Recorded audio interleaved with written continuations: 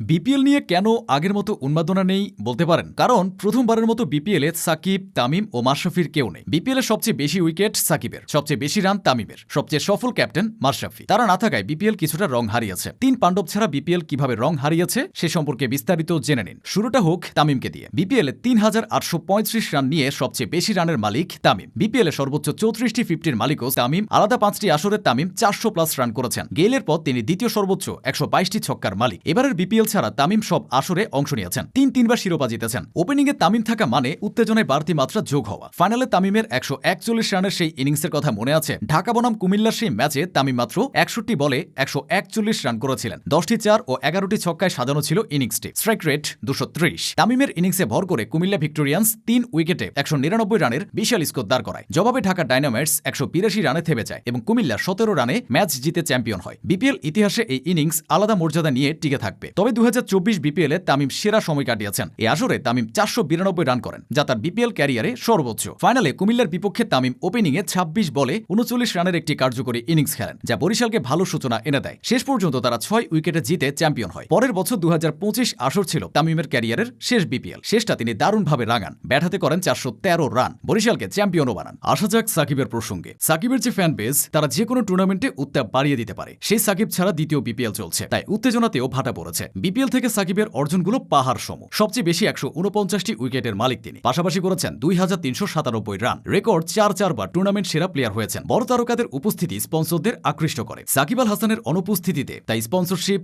Media coverage এবং টুর্নামেন্টের সামগ্রিক ব্র্যান্ড ভ্যালু নেতিবাচকভাবে প্রভাবিত হওয়া স্বাভাবিক। সাকিবের মতো তারকা বিপিএল এর গ্লোবালাইজেশনেও ভূমিকা রাখে। এটাকে বলে স্টার ফ্যাক্টর। এতে বিদেশি প্লেয়ারদের দলে ফেরানো সহজ হয়ে যায়। সাকিব না থাকায় তরুণ ক্রিকেটাররা বেশি বঞ্চিত হবে। অনেক তরুণ ক্রিকেটারের আইডল সাকিব। বিপিএল এর মাধ্যমে বিশ্বসেরা সান্নিধ্য পেতে তারা বছর জুড়ে মুখিয়ে থাকে। বিশ্বজুড়ে বিভিন্ন লিগে খেলা এই অলরাউন্ডার তার অভিজ্ঞতা তরুণদের সাথে শেয়ার করে নিতে পারে বিপিএল এর মতো মঞ্চ থেকে। তাই বিপিএল এ সাকিব না থাকা যতটা না সাকিবের ক্ষতি, তার চেয়ে বেশি বিপিএল এর ক্ষতি। 2023 সালে সাকিব যখন সর্বশেষ বিপিএল খেলেন, তখন তিনি নিজেও ভাবেননি এটা তার শেষ আসর। 2024 সালে সাকিবের বিপিএল খেলার চান্স ছিল। তার ভক্তরা আন্দোলনও করেছিল, কিন্তু শেষ পর্যন্ত দেশে ফেরা হয়নি। সাবেক ক্রীড়া উপদেষ্টা আসিফ মাহমুদের প্রত্যক্ষ হস্তক্ষেপেই সাকিব দেশে আসতে পারেননি বলে ধারণা করা হয়। বাকি থাকে মাশরাফি বিন মুর্তজা। শুধু জাতীয় দল না, বিপিএলেও মাশরাফি শতভাগ সফল। অধিনায়ক হিসেবে ম্যাচ রেকর্ড 4টি বিপিএল জিতেছেন। মাশরাফি থাকা মানে বাড়তি সাহস যোগ হওয়া। তিনি বিপিএল এর ইতিহাসে প্রথম এবং একমাত্র অধিনায়ক যিনি 100টি ম্যাচে নেতৃত্ব দেওয়ার মাইলফলক স্পর্শ করেছেন। 2023 সালে মাশরাফি সাধারণ মানের দল নিয়েও সিলেট স্ট্রাইকার্সকে ফাইনালে তুলেছিলেন। বিপিএলে তিনি 98 উইকেটের পাশাপাশি 602 রানের মালিক। তবে তার শেষটা ভালো হয়নি। 2024 বিপিএলে মাশরাফি সর্বশেষ খেলেছেন। এরপর থেকে তাকে আর বিপিএলে দেখা যায়নি। শেষ সময়ে দল পেলেও